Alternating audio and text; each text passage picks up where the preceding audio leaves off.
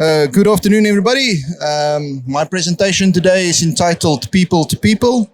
And my name is Thinus. I'm from Bitcoin Ekasi. And I just want to share my story. So we were created with a simple yet profound instruction. Subdue the earth, be fruitful, and multiply. So by initial design, we were created to thrive in a flourishing environment. But unfortunately, selfish pride crept in and things fractured. And now we find ourselves in a chaos of corruption with things that seem to spiral further out of control with each passing day. But the story isn't over. Restoration is on its way, and there is hope for the future. And part of this hope is Bitcoin, because Bitcoin empowers us to reclaim control from a corrupt financial system and pull the plug on the money printer that creates inflation, shrinkflation, and currency devaluation. But with this said, I want to emphasize the following. Yes, Bitcoin fixes the money by being truly scarce and truly decentralized, peer-to-peer, trustless, permissionless, and borderless. But if we miss the people, we miss the point. Because behind every 1 and 0, behind the code, there are people. People with dreams, people with hopes, people with fears, people that want to make a living, but they need to balance and navigate through the craziness of life.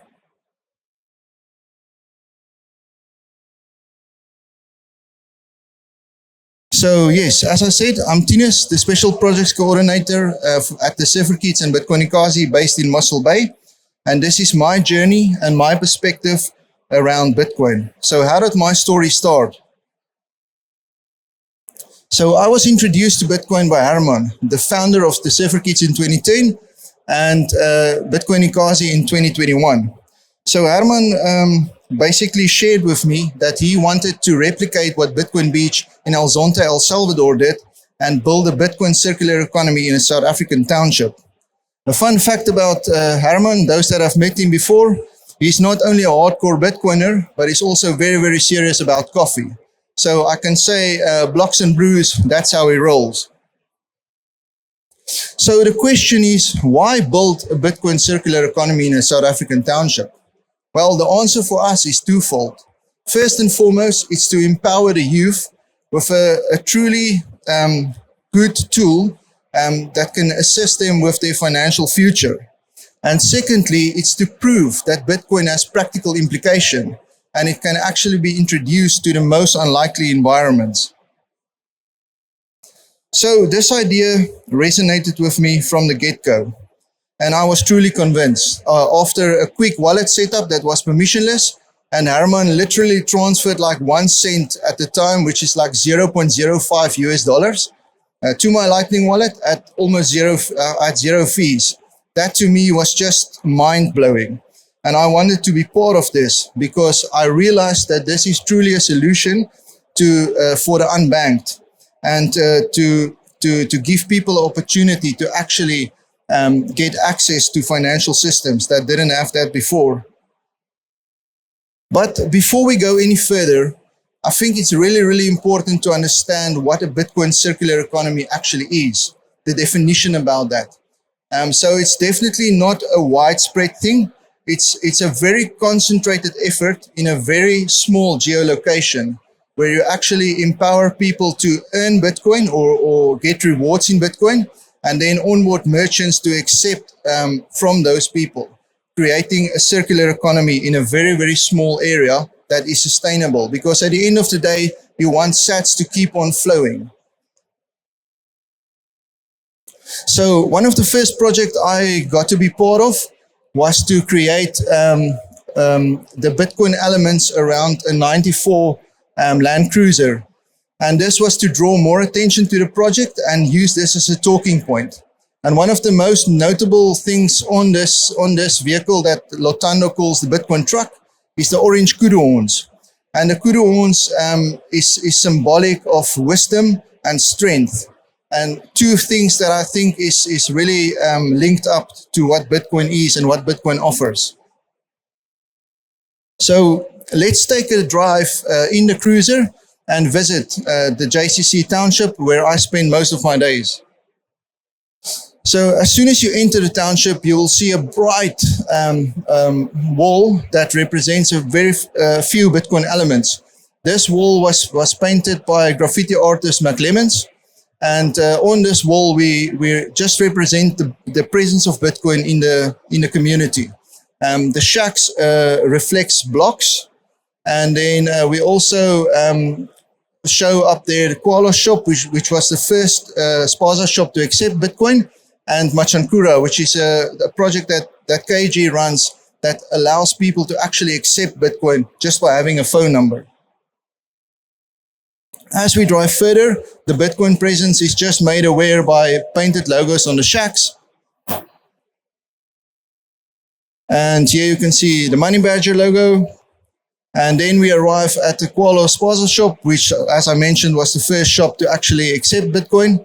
And just across the street from that is the Bitcoin Ekasi Center. This is the current center, and we'll talk a little bit more about that a little bit further down the line.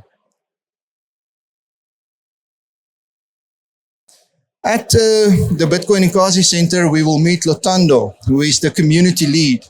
Very, very important that we have somebody in the community that is trusted, understands the community, can onboard shops, and can explain to the community what Bitcoin is. We also have Slew, our community support, who helps the shops with all the technical stuff. He runs our nodes. He programs the NFC cards for kids rewards and payments. And he runs the monthly Bitcoin movie nights that we host for the community to teach them more about Bitcoin. And then he also operates the Bitcoin only thrift shop in our community. We also have Sasa, who is our Bitcoin diploma teacher. She connects with all the schools, recruits teachers and students, and then teach them more about what Bitcoin is. Because at the end of the day, we always emphasize that it's more important to understand Bitcoin than to actually own Bitcoin. Because after all, you need to take responsibility for your own future.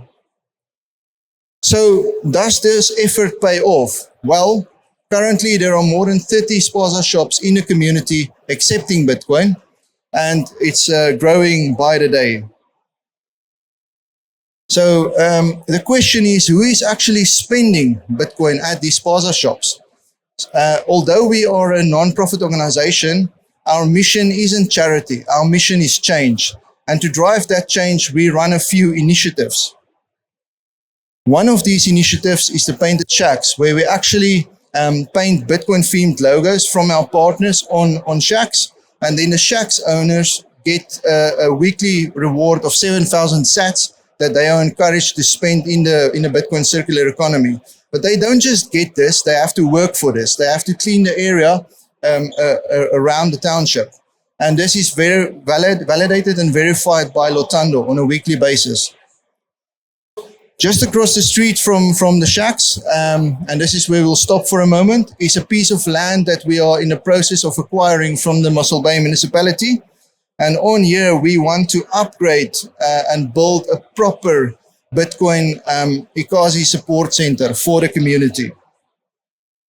So we are currently fundraising for that. Then we take a drive down to the Surfer Kids HQ, which is based at Diaz Beach in Mossel Bay.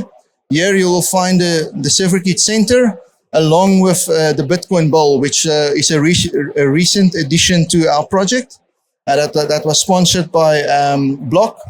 So this bowl really allows us to expand our reach within the community itself, but it also strengthens the surfing side of things for the kids. So yeah, just on that, like I said, this really strengthens our connection with the community, our connection with partners, where they actually have the opportunity to not only give financial aid, but actually provide tangible products like skateboards with their logos on it, all Bitcoin themed, and that supports the kids in return to actually better their skills. And then we also, through this, have the opportunity to host skateboarding events where the judges are paid in Bitcoin and the skateboarders actually receive their winning rewards in Bitcoin. And again, are encouraged to spend that back into the community.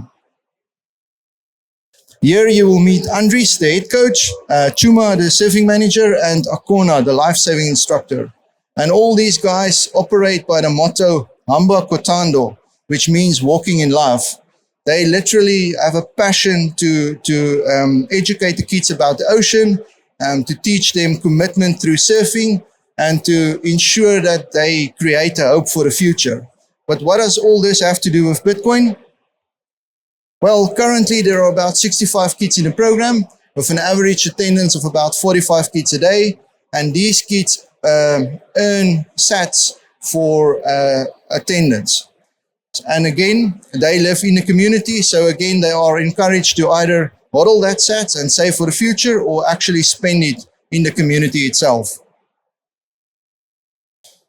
So yeah, with all this said, everything is about proof of work. Through all these efforts, approximately 443 people have direct exposure to Bitcoin on a daily, weekly, and monthly basis. So in everything we do, we drive the focus of Bitcoin.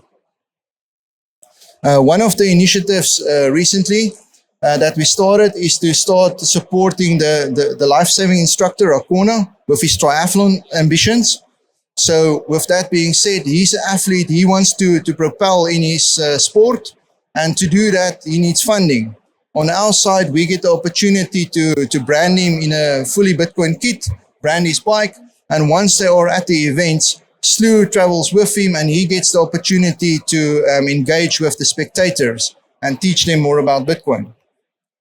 Another initiative we recently launched is an upcycling project called Vuselela. Vuselela is a Xhosa word meaning to revive or refresh. And through this project, we get the opportunity to learn people's skills, and we get an opportunity to recycle our old broken surfboards into a valuable product that we can sell and use that funds back into the community to further the circulation of sats. And yes, is this app actually replicating? Well, the proof is in the Circular Bitcoin Africa Fund, where we now have 20 plus projects running across Africa on a similar model, finding ways to incentivize the community with Bitcoin, onboarding shops, and creating a Bitcoin circular economy. And yeah, being on the AmityAge stage is really relevant in the sense that the meaning of the word just resonated with me, you know, to have that mutual understanding. And I think just to wrap things up, that inspired me to just write this little, I don't want to say a poem, but just a little catchphrase to say it's really about people to people, Bitcoin to place. Freedom money solution shared face to face. Trust, permission, borderless, move at your pace. Truly scarce, decentralized, circular economy space. That's how it grows. It's person to person. And then, yes, if any of this resonates with you and you would like to make a trip to South Africa next year, please come and visit the Bitcoin conference in South Africa in January. And thereafter, we always do a road trip where you can see some of these circular economies in action, which is always very, very exciting. And yeah, that's my story. I think I went a bit fast, but yeah, that's just my story. Any questions?